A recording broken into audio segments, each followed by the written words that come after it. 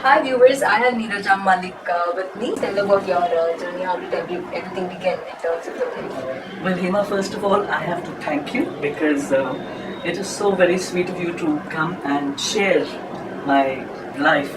I feel that it's a wonderful opportunity if I can impact and motivate, especially youngsters. They hold a very, very special and important place in my heart. So, basically, I have one definite viewpoint. I believe in God. So, whatever I've gone through, and yes, I've gone through from childhood, I've been a naughty child, broken bones and lots of surgeries, and, mishaps, pregnancies, miscarriages, stillborn child in the 8th month, twins who were 2 months and 5 days premature, cancer twice, etc., etc. But I have always felt that there is God. I have immense faith and trust in God. And I just say something very simple. I say, you've given me this problem. Now it's your problem to give me the solution. I'm free.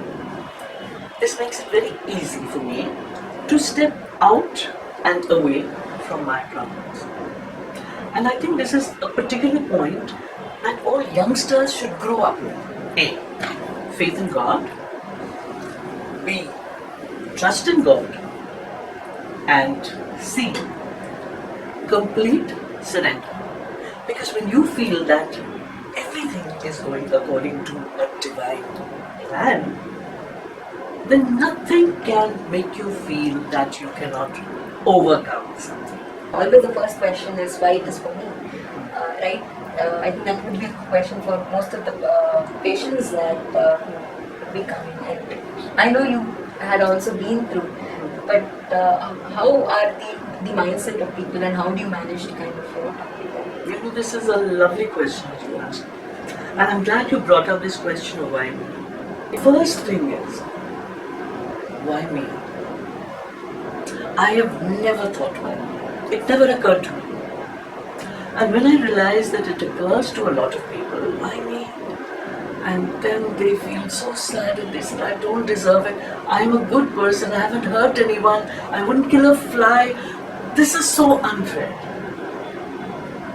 The first thing that occurs to me is that we move on in life with the grace of God. Now the minute I start thinking, why me? What do? I shut all avenues of God's grace coming down to me. And when I say why me, what do I delve in? What do I drown myself in? Self. Now if I say why me and I drown myself in self-pity and I stop all avenues of God's grace uplifting me, what am I doing? I am digging myself deeper into my own grave.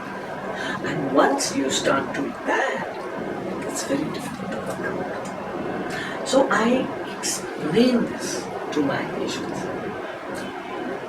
Now, if someone has been diagnosed with cancer, they are shattered, they are upset. The word is such. It brings fright. It brings generations of despair, and the burden of the word is enough to destroy your peace of mind. First of all, I tell them, as I think of cancer, it's nothing but a word. It's a word. If I talk about your watch or your earrings, my cell phone, my pendant, nothing happens. The photo, the laptop. But if I say cancer, beads of sweat, ghabrahat, terror, tragedy, trauma. First, think of the word itself as nothing but a word. We are the people who empower the word. That is beautiful. We are the people who give the meaning. And if we give it a negative meaning, we'll get negative vibrations even from a word. How influential were your parents or the situation in your childhood? How did that mold you as an individual? Very nice. I was influenced greatly by my parents. My father was in the Indian Armed Forces. Basically, he was in the Indian Navy.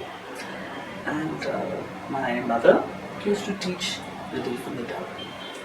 So it's very strange that both of them influenced my life. Now, for instance, when I was diagnosed the first time, Hema, I went to my dad and I said, Papa, I'm going to fight cancer. And he turned around and he told me, Beta, why do you want to fight it? Now, mind you, he was in the Armed forces and he has gone out for war. He has won a mention in dispatches award. Why do you want to fight it? Face it. Say you will face cancer, not fight it. Be positive. So I think my parents all along taught me to be positive.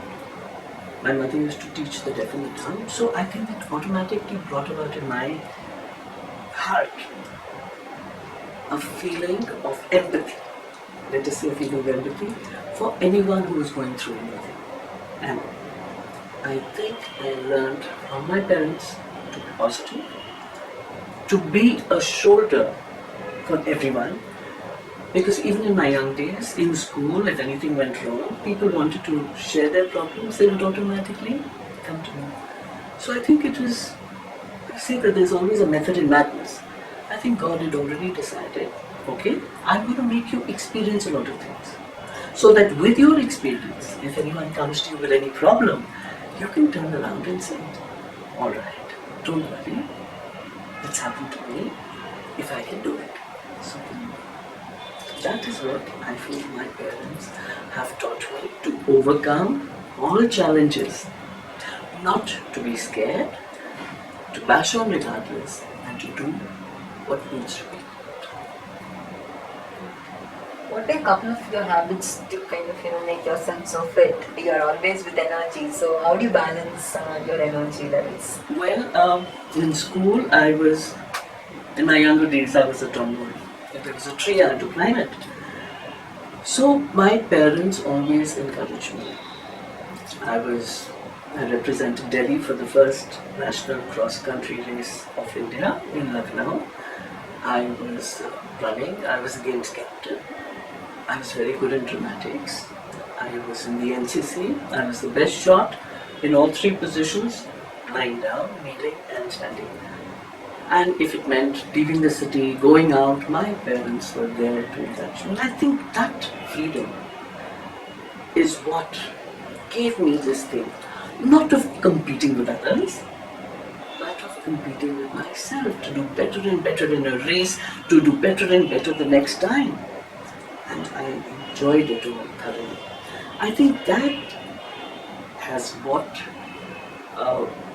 multiplied in my life.